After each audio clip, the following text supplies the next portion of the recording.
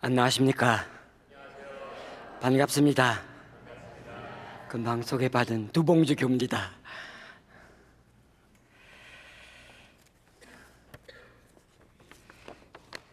저도 이것을 받았습니다.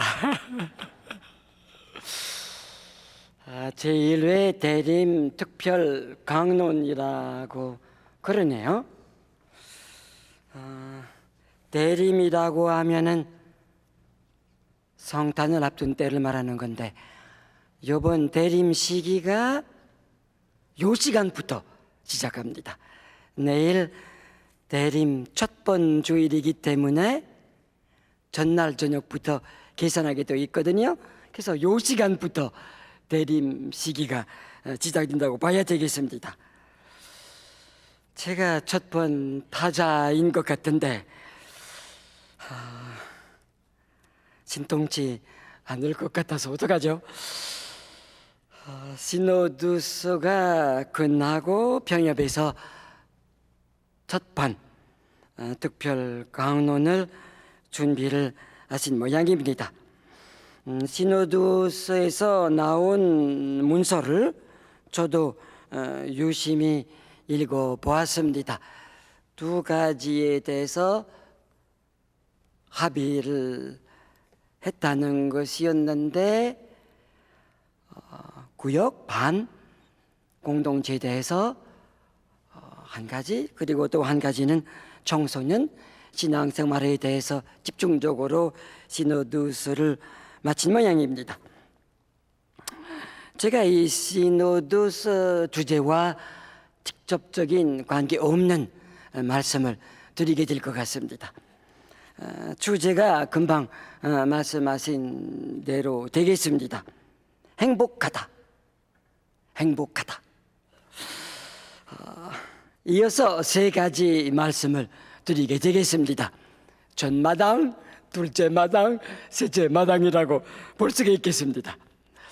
전마당은 행복, 둘째 마당은 사랑, 셋째 마당은 예수님 사랑, 이런 순서로 말씀드리게 되겠습니다. 우선 행복하다. 참 이상한 것이 아니겠습니까? 모든 사람들이 누구든지 행복하게 살기를 바랍니다. 맞죠? 누구든지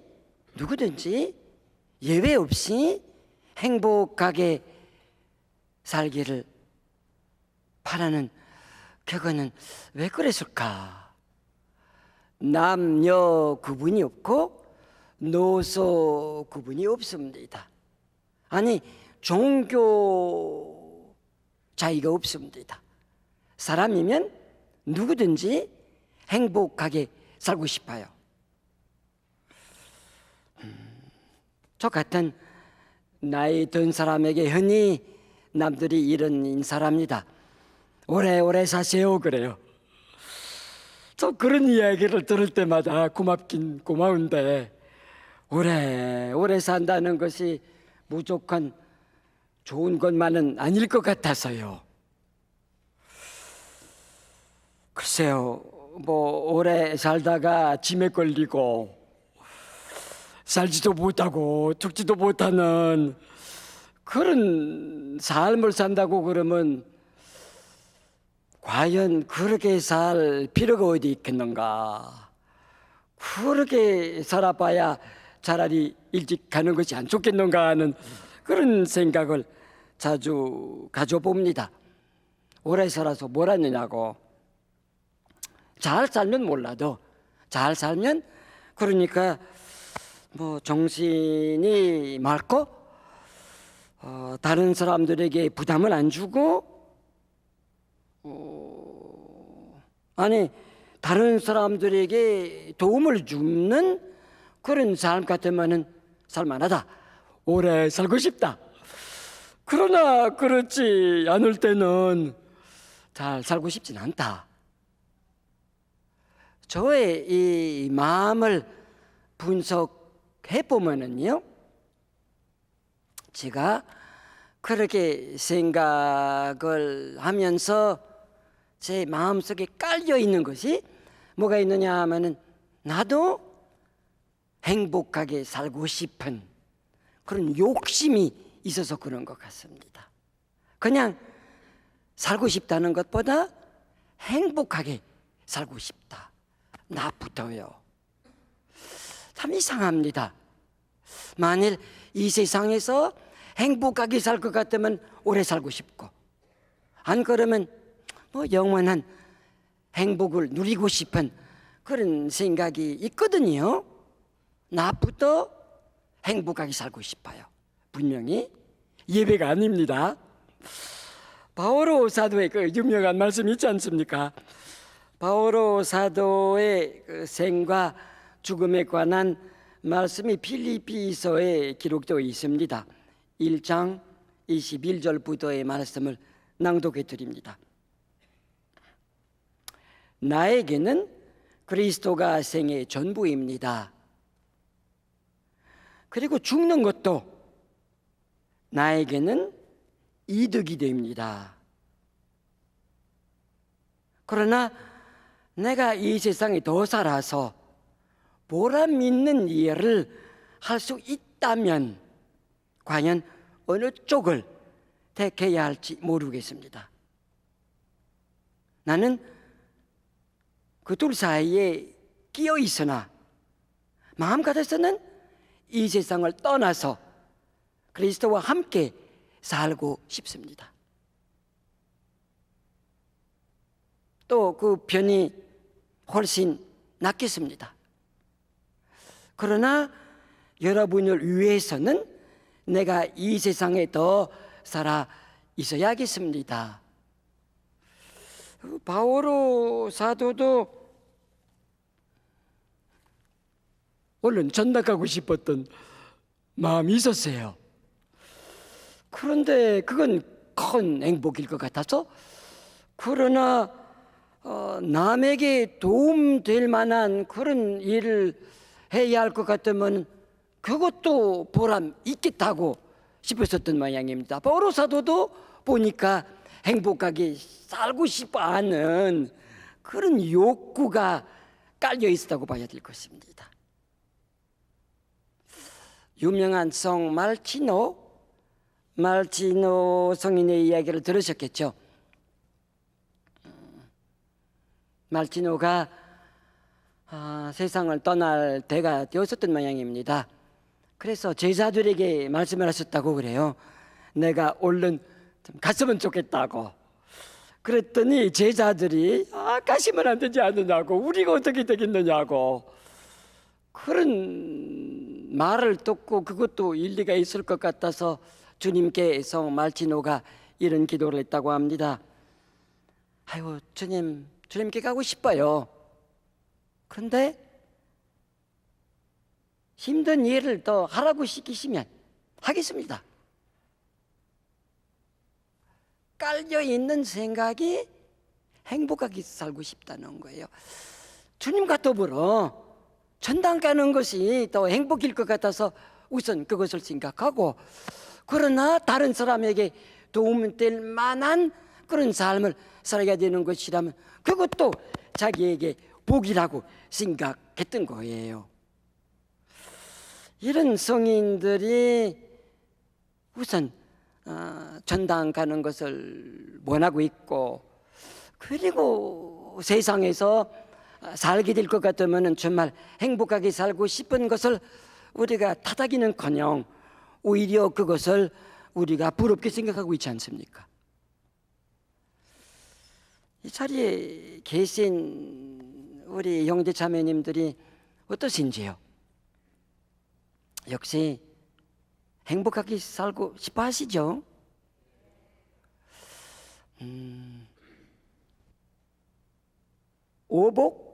오복이라고 그러죠?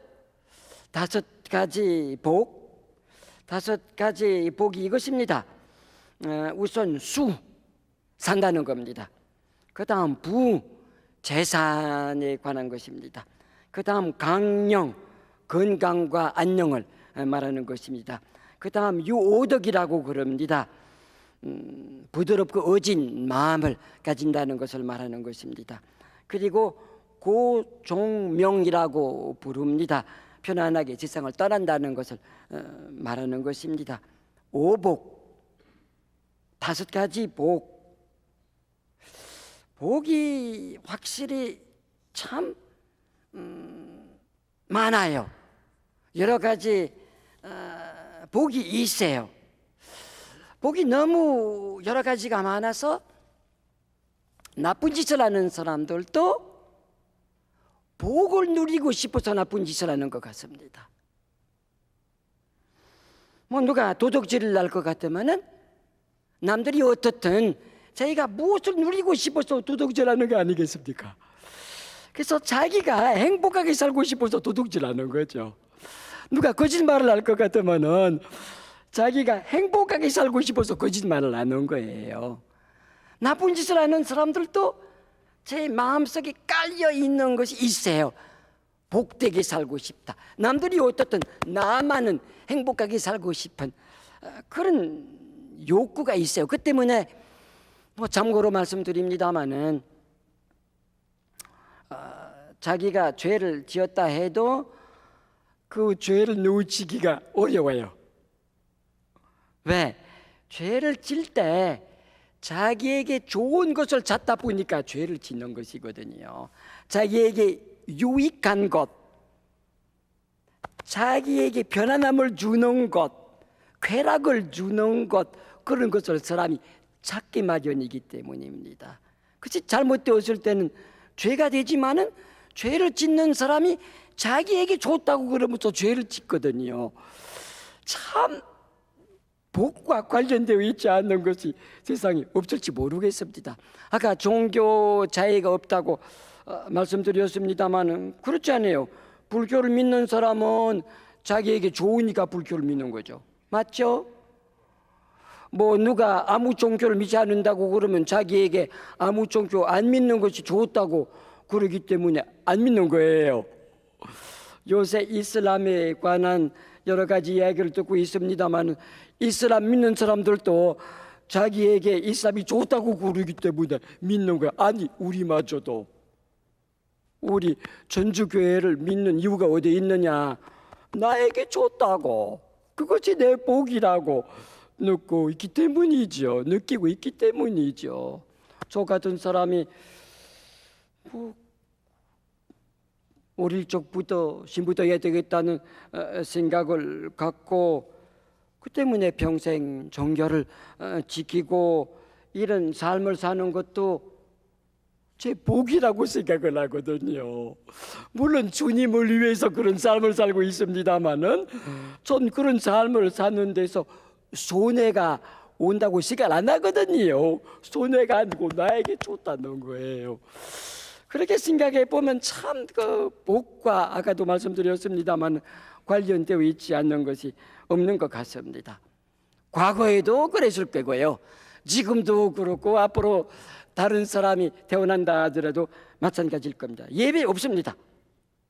잘 살고 싶은 욕구가, 행복하게 살고 싶은 욕심이 누구에게 있다.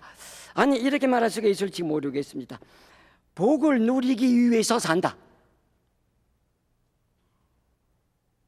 불행이면 죽는 편이 낫다.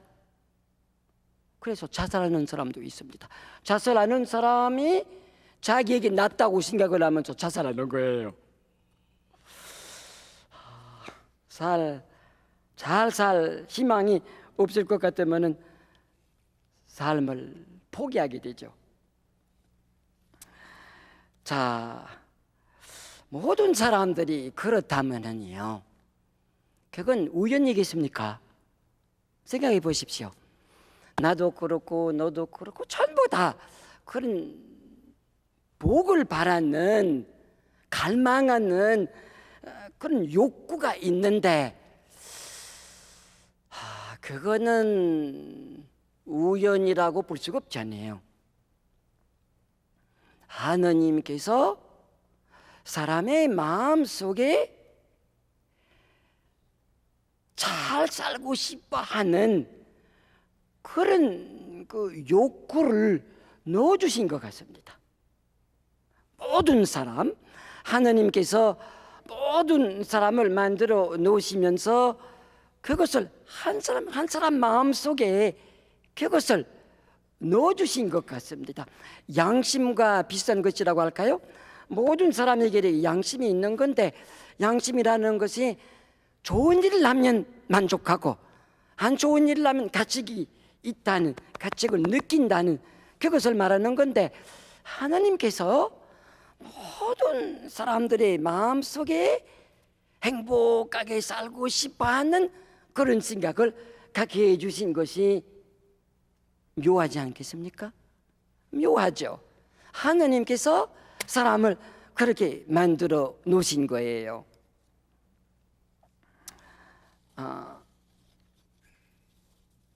사람은 행복하게 살고 싶어하는 그런 것을 의식하고 있어요.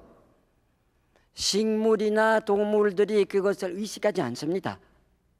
그러나 마찬가지로 잘 살고 싶어 하는, 아니 어느 식물이든지, 얼마 전에 한번 잔디 있는 데서 아스팔트를 그만큼 깔았었거든요. 근데 보니까 밑에서부터 그냥 쭉 아스팔트를 뚫고 이렇게 불이 나오더라는 거예요. 살고 싶어 하는 그런 힘이 대단한 것 같습니다. 동물들도 살고 싶어 하는, 편안하게 살고 싶어 하는, 사람만은 편안하게 살고 싶어 한다는 것을 의식하고 있어요. 하나님께서 모든 사람에게 그것을 주셨다고 봅니다. 이제 둘째 마당으로 넘어가게 되겠습니다. 둘째 마당은 사랑에 관한 것이 되겠습니다. 여러 종교 믿는 사람들이 여비회 때 모였던 데서 제가 행복에 관한 설명을 해줬고, 그 다음 이제 말씀드리려고 하는 사랑에 관한 얘기를 들려주었습니다. 역시 그덕 다 아드금은요, 우리 전주교 신자가 아니더라도 사랑에 관한 제 이야기를 다른 종교 믿는 사람들도 다 받아주더구먼요. 무슨 이야기냐?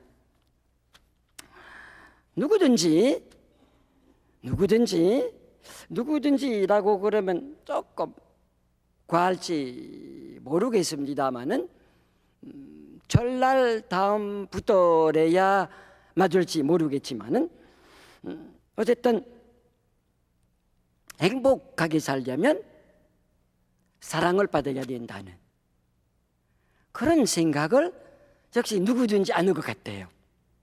누구든지 행복하게 살려면 사랑받아야 된다. 사랑받으면 행복하다, 행복감을 느낀다. 참 그것도 묘하지 않아요.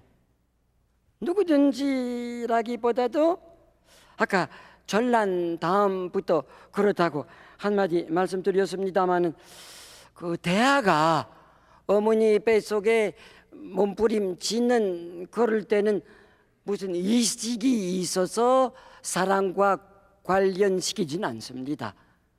그럴 수가 없죠. 아직 생각하지 못하기 때문에. 아니, 젊은 아이들에게도 그것을 찾아볼 수가 없습니다. 어리기 때문입니다. 아직 생각하지 못하죠. 사람이 대개 전난다는 것이 7살에서부터 10살 사이라고 그러는데 사람에 따라서 조금 다릅니다. 대개 여성들은 남성들보다 빨라요.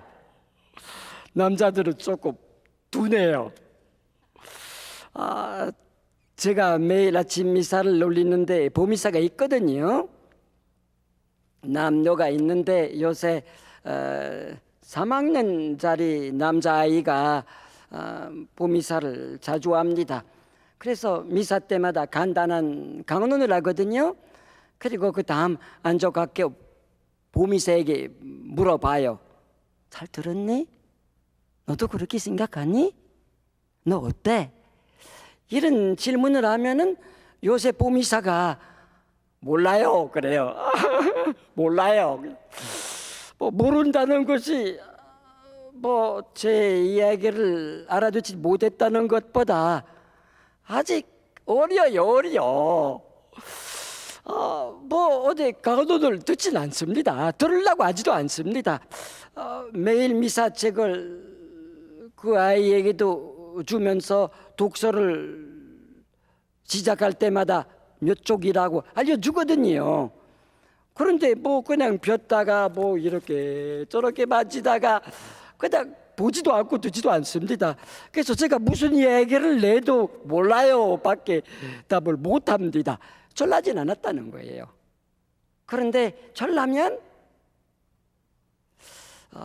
이제 중학생 되었기 때문에 보미사를 더 이상 안 하게 되었습니다마는 금년 3월 달까지는 여자아이가 아주 똑똑한 여자아이가 하나 있었어요. 제가 아침 강론 끝나고 물어보면 대번 아주 똑똑하게 그리고 참 재미있게 반응을 보여주었었어요. 졸랐다는 거예요. 그래서 졸라면서부터 사람이 행복하게 살라고 그러면 사랑받아야 된다는 그런 생각을 갖는다고 보면 될 것입니다. 어렴풋이 제가 설명해 드리는 것만큼 뚜렷한 생각이 아닐 수가 있겠습니다마는 행복의 비결, 사랑받는다는 것. 행복의 비결, 사랑과 연결시킵니다. 한 가지 예를 들어 설명을 해드리겠습니다. 제가 받는 잡지 중에 이런 잡지가 있습니다. 아름다운 사람이라는 잡지인데 그런 잡지가 몇 있어요. 좋은 생각이라든가 우리 성당에서 내는 잡지가 아닙니다마는 뜻 있는 종교를 안 믿는 사람들이 사람이 이왕이면 아름답게 살아야 되지 않겠는가 하는 그런 생각을 가진 사람들의 이야기가 많이 실려 있는데 저도 종종 거기에 글을 보냅니다. 그런데 어느 어머니의 글인데 간단한 글입니다. 제 딸아이가 초등학교 3학년인 것 같습니다. 그런데 어느 날 딸아이가 학교에서 갔다 오는 길에 길거리에서 행운목이라고 부르죠. 이렇게 조그마한 나무가 있지 않나요? 행운목을 보고 탐이 났던 모양입니다. 그래서 딸아이가 제 용돈으로 그것을 사갖고 집에 들어왔습니다. 뭐 엄마가 그것을 좋게 생각했죠. 그런데 책상 위에 올려놓고 매일 그 딸아이가 이렇게 물을 주고 살펴보고 기재보고 그러다가 제 방에 갖다 놓은 모양입니다. 그런데 어느 날 엄마가 제 딸아이 방 옆에 지나가면서 들어봤더니 딸아이가 무슨 이야기를 하더라는 거예요. 자기 혼자 있을 텐데. 그래서 문 열어보니까 딸아이가 혼자 있었지만은 나무에게 말하는 것이었습니다. 너 예쁘다, 진짜 예뻐. 예뻐. 그런 얘기를 들려주는 것이었습니다. 그래서 엄마가 그사도 기특하게 생각을 해갖고 나무에 그렇게 이야기를 하느냐고. 그렇다고 엄마 나무도 좋게 이야기를 하면 잘 큰다고 엄마에게 설명을 해주는 것이었습니다. 그래서 그 엄마가 너무 좋게 생각을 해갖고 결론을 이렇게 지입니다. 읽어드립니다. 식물에게도 사랑을 줄 줄 아는 그 아이의 마음이 기특하다. 그리고 하나하나 세심하게 사랑을 쏟아놓는 딸아이를 보고 있자면 내 마음이 더 따뜻해지는 느낌이다. 앞으로도 그렇게 자연을, 사람을, 그리고 이 세상을 사랑하는 딸이 되었으면 하는 바람이다. 이 자리에 아이를 둔 엄마가 계시면 똑같은 생각을 가지실 거예요. 참 제 딸아이가 이렇게 사랑할 줄 아니까 너무 좋다. 앞으로 정말 자연을 사랑할 줄 알고 사람을 사랑할 줄 알고 정말 사랑 베풀 줄 아는 그런 딸아이가 되었으면 하는 그런 생각을 가진다는 것입니다. 묘하죠? 그 딸아이가 사랑에 대해서는 이미 깨닫기 시작했다는 거예요. 사랑? 행복하게 살라고 그러면 사랑해야 된다. 제가 한국에 온 지가 거의 50년이거든요. 정확하게 말씀드리면 47년 되었습니다.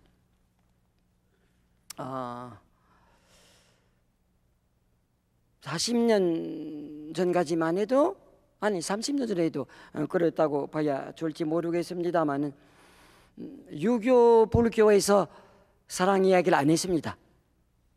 유교 불교는 본래 사랑이라는 건 없어요. 그 말도 없지 않아요. 내가 새 신부가 되어갖고 이 땅에 들어와 가지고 사랑 이야기를 냈을 때는 남들이 그것을 조금 어색하게 들었던 모양입니다. 그래서 하나님에 대해서까지도 제가 차차 깨달았죠. 하나님에 대해서 하나님은 사랑이라고 이야기를 하면은 사람들이 잘 이해를 하지 못하는 그런 경우가 있을 것 같아서 하나님은 자비라고 많이 이야기를 했습니다. 하나님은 자비. 예수님을 소개할 때도 그랬습니다. 예수님은 자비를 베풀어 주시는 분이셨다. 이런 이야기를 냈을 때는 유교 불교 믿는 사람들도 그것을 잘 받아들였었어요. 사랑 이야기를 하기가 어려웠었습니다. 부모님들이 제 자식을 사랑한다는 이야기를 안 했죠. 아이들이 제 부모님을 사랑한다는 이야기를 안 했죠. 남녀 사랑에 대해서 말이 없었던 것은 아니었습니다만 공식적인 입장에서 그것에 대해서 말하는 것도 조금 어색했던 그런 기억이 난단 말입니다. 그런데 세월이 흘러갔어요. 그리고 사랑에 대해서 생각하는 것도 차차 많이 달라진 것 같은데 이제 와서는 사랑 이야기를 많이 해요. 사람들이 남녀 사랑에 대해서도 분명하게 자주 얘기를 합니다. 사랑이라고 말합니다. 사랑한다. 자연 사랑 그런 것도 있고요. 나무 사랑, 수원 사랑 그런 말이 있을지 모르겠습니다만은 수원 사랑, 서울 사랑. 아까 오면서 제가 운전하고 왔는데 어느 차에다 면사랑이라고 썼어요. 그래서 면사랑 이게 그 면직을 말하는 건지 무슨 몇을 말하는 건지 잘 모르고 유심히 봤더니 국수를 말하는 것이 더구먼요. 국수사랑, 면사랑이라고 그러네요. 참 이상합니다. 사랑이라는 말을 굉장히 많이 쓰게 됐고 어색하진 않습니다. 부모님이 제 자녀들을 사랑한다는 이야기도 자주 하게 되고 부모님을 사랑한다는 얘기를 애들도 하게 되는 겁니다. 아니 불교에서도 요새 사랑 이야기를 합니다. 제가 얼마 전에 차를 타면서 우리 병화 방송 잘 듣기도 합니다만은 어떤 때는 개신교 방송도 들어보고 불교 방송도 듣습니다. 그때 얼마 전에 한번 불교 방송을 들었더니 스님이 말씀을 하시더구먼요. 스님이 무슨 이야기를 하시는 것이었었느냐 하면은 이웃설치 몸같이 사랑해야 되지 않겠느냐. 예수님의 이야기를 전혀 안 하고 사람이면 그래야 되지 않겠느냐, 그런 얘기를 듣고 스님도 그러시는가 보다 싶었어요. 참 요새 사랑 이야기를 많이 하게 됩니다. 아니 남용할 정도라고 봐야 좋을지 모르겠습니다. 그래서 사랑에 대해서 쉽게 엇갈립니다. 이 자리에 계신 젊은 엄마가 많이 계시는데요, 이런 이야기를 종종 듣거든요. 아이가 잘못해갖고 엄마가 때렸다. 근데 때렸다는 점을 두고 엄마가 죄를 지었다, 내가 아이를 사랑해야 했을 것을, 때렸다는 것이 사랑 아니라는 거예요. 때리는 것도 사랑일 수가 있지 않는가 싶은 생각입니다만은 그 엄마들이 엇갈립니다. 때리면 사랑이 아니라고. 그럼 뭐가 사랑이냐? 그냥 무조건 뭐든지 다 덮어두는 것이 사랑이냐? 왜 잘 모르는. 그러니까 그 사랑이라는 말을 난발이라고 할까요? 너무 세게지기 때문에 뭐가 사랑이지, 마음에 드는 것이라면 무조건 사랑이라고 말하는 것 같습니다.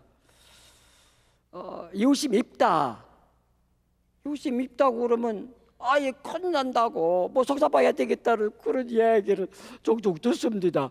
이웃이 밉기 때문에 참 속사봐야 되겠다고 내가 그러죠. 아니 미운 짓을 하는 사람을 밉게 봐야지. 이게 미운 짓을 하는 사람 보고 어떻게 그냥 좋다고 말할 수가 있겠는가? 그렇게 이야기하면 엇갈립니다. 이게 무슨 소리냐고. 이게 그냥 미운 사람이라고 좋은 느낌이 있어야 되는데 어렵다, 밉다, 사랑해야 되는데, 정이 가야 되는데 참 엇갈립니다. 엇갈려요. 그러니까 사랑에 관한 이야기를 이제 너무 많이 하게 되어서 그런 것 같습니다. 사실 사랑이 여러 가지가 있습니다. 그런데 전라면 누구든지 행복과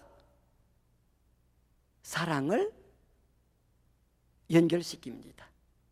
행복하게 살려면 사랑을 받아야 된다.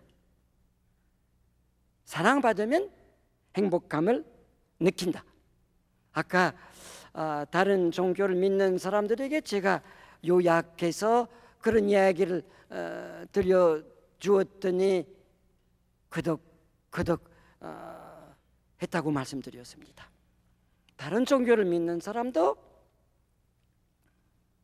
그런 이야기를 들려주면 잘 들어요.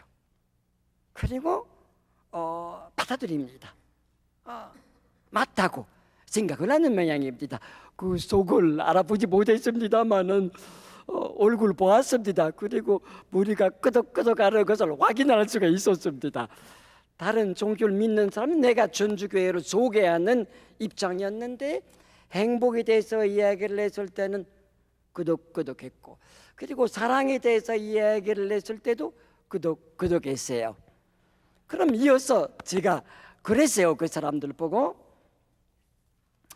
자, 이제 내가 믿는 분이 예수님이다.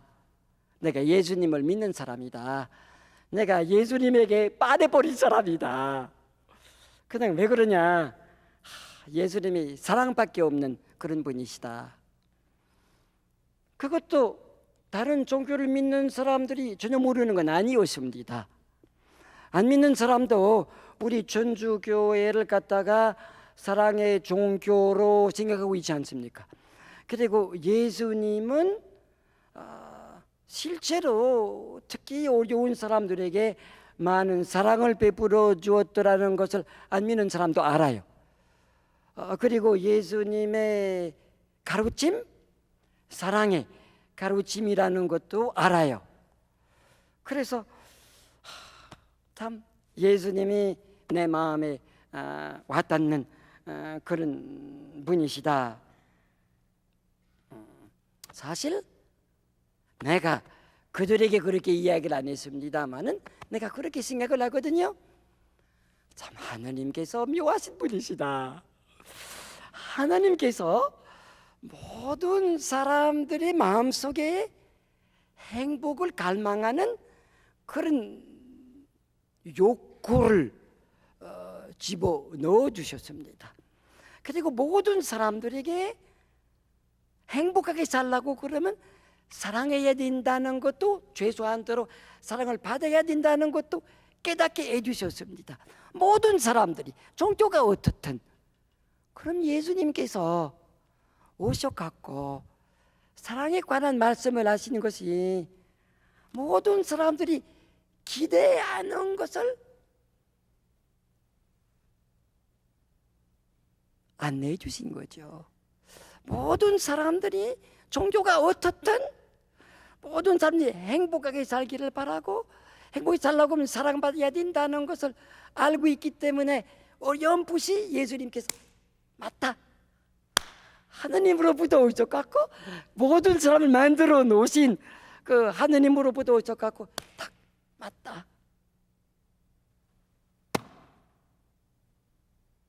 행복은 여러 가지지만은 행복 중에 행복, 참 행복, 사랑 여러 가지가 있지만은 사랑 중에 사랑, 내가 가르쳐 주겠다.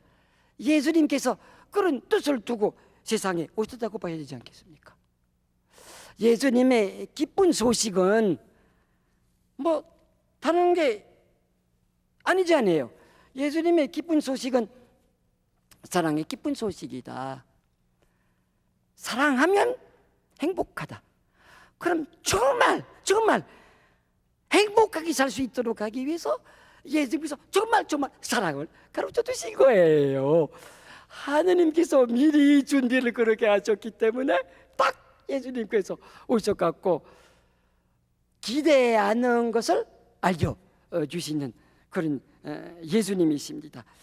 그것이 참 예수님의 제 산마당이 됩니다마는 예수님의 그 참 행복, 참 사랑에 관한 가르침입니다. 예수님께서 모든 사람들에게 참 행복, 참 사랑을 가르쳐 주신 분입니다. 그렇지 않아도 기대하던 바라던 것을 예수님께서 맞다, 더욱 구체적으로 행복 중에 행복, 사랑 중에 사랑을 가르쳐 주신 것입니다. 마테오 복음 5장 앞부분을 보면은 그건 분명히 예수님의 기쁜 소식이라고 봐야 되겠죠. 우리 공동 번역을 보면은 소 제목이 이렇게 나와 있거든요. 참된 행복, 우리 흔히 진복 8단이라고 부릅니다. 예수님께서 행복하게 살 수 있도록 하는 비결을 가르쳐 주시기 위해서 오셨어요. 그 비결은 사랑이다. 예수님의 참 행복에 관한 말씀을 잘 알고 계시죠? 마음이 가난한 사람에게 복이 있다. 마음 가난하면, 즉 빈 마음이면 참 행복이다. 슬퍼하는 사람은 행복하다. 뜻은 슬퍼할 줄 아는 사람에게는 참 복이 있다. 참 행복. 세 번째 것은 온유한 사람은 행복하다. 마음이 온유하면 참 행복이다. 옳은 일에 줄이고 목마른 사람은 행복하다. 옳은 일에 줄이고 목말라 하면 참 행복이다. 자비를 베푸는 사람은 행복하다. 참 행복. 마음이 깨끗한 사람은 행복하다. 참 행복. 평화를 위하여 일하는 사람은 행복하다. 평화를 위하여 일하는 사람은 행복하다. 옳은 일을 하다가 박해를 받는 사람은 행복하다. 박해를 받는 사람은 행복하다. 제가 8가지 복이라고 예수님께서 말씀하신 것을 소개를 해드렸는데 조금 이해하기가 어려운 것이 2가지가 있다고 봐야 되겠죠. 둘째 것, 슬퍼하는 사람은 행복하다. 뜻은 슬퍼할 줄 아는 사람이면 행복하다. 그 뜻이라고 말씀을 드렸는데 그렇습니다. 생각해 보십시오. 참 행복? 슬픔은 무조건 나쁘다고 볼 수가 없다. 기쁨은 무조건 좋다고 볼 수가 없다. 슬픔이든지 기쁨이든지 그 이유에 따라서 다르다. 남의 어려움을 제 것으로 알 줄 알면 굉장한 마음의 기쁨을 느끼게 마련이다. 참 행복이다. 이런 뜻이겠고, 그리고 옳은 일을 하다가 박해를 받는 사람은 행복하다. 이거 무슨 뜻이냐 하면은 고통이나 죽음까지도 무조건 나쁘다고 볼 필요가 없다. 고통이나 죽음까지도 다른 행복을 들어가게 하는, 다른 행복을 깨닫게 하는 묘한 방법이다. 우리 순교자들을 보면은 우리 순교자들이 그런 사랑을 베풀었던 사람들이라고 보거든요. 예수님 사랑의 특징이 뭐냐? 받는 것보다 주는 사랑. 받는 것보다 주는 사랑. 하느님으로부터 받고 응답하는 사랑. 먼저 하느님으로부터 사랑을 받는 거죠. 하나님으로 사랑을 받고 응답하는 사랑. 느낌이 아니고 생활이다. 이런 그 몇 가지 특징이 있거든요. 타 종교 믿었던 사람들에게 그렇게 이야기를 했더니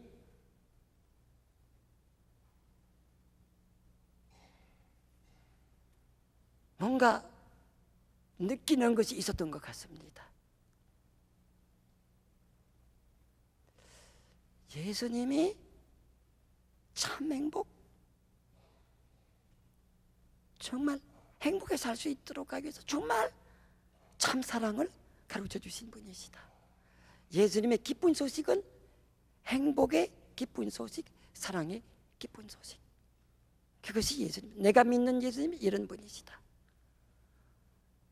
정말 누구든지 행복하게 살고 싶어, 누구든지 어렴풋이라도 사랑받아야 된다는 것을 이렇게 느끼고 있는데 예수님이 이렇게 해주시니까 맞다. 제가 그 말을 했을 때 다른 종교 믿는 사람들이 맞다는 이야기를 안 했어요. 그런데 그 태도를 보니까 뭔가 깨닫는 것이 있었던 것 같습니다. 그것이 우리가 바로 믿는 것이 아니겠습니까? 자, 2가지 결론을 짓겠습니다. 하나는 우리 신앙생활이 순리에 잘 맞습니다. 순리에 잘 맞아요. 행복의 삶입니다. 행복하게 살기 위해서 사랑하는 삶입니다. 사랑의 삶이기 때문에 행복의 삶이다. 참 사랑의 삶이기 때문에 참 행복의 삶이다. 우리도 바라던 행복, 우리도 어렴풋이 기대하는 사랑, 그것을 그대로 예수님께서 가르쳐 주시는 대로 받아들이는 삶이다. 순리에 잘 맞아요. 본래 사람이 하나님께서 그렇게 만드셨다고 봅니다만 기대하는 그런 삶을 사는 것이다. 이 지상의 삶을 살면서 행복, 사랑을 배웁니다. 이 지상의 삶을 살면서 행복, 사랑을 익힙니다. 이 지상의 삶을 살면서 행복, 참 행복, 사랑, 참 사랑의 삶을 산다. 그것이 우리의 삶이다. 부드럽게, 자연스럽게 이치에 맞는 삶을 우리 산다. 너무 고맙다. 한 가지 결론이 그것입니다. 그래서 또 한 가지 결론은 선교에 관한 것입니다. 제가 다른 종교를 믿는 사람들에게 그와 비슷한 이야기를 들려주었다고 설명을 해드렸는데 안 믿는 사람들에게 아마 특히 젊은 사람들에게 우리가 선교한다는 것이 그들을 정말 행복하게 살 수 있도록 해주는 것이거든요. 바라는 행복의 삶을 살 수 있도록 우리가 비결을 가르쳐 주는 겁니다. 어렴풋이 사랑해야 행복한다는 것을 누구든지 느끼고 있기 때문에 우리가 맞다! 그것을 설명을 해주는 것입니다. 행복의 길을 안내한다 할까요? 사랑의 길을 안내한다고 할까요? 남들에게 선교한다는 것이 역시 부드럽고 자연스럽게 이루어지는 것이라고 봅니다. 본래 누구든지 행복, 사랑을 바라고 있기 때문입니다. 자, 우리 영예자매님 행복하게 사십시오. 정말 참 행복, 참 사랑 행복하게 사십시오. 많이 사랑하십시오. 감사합니다.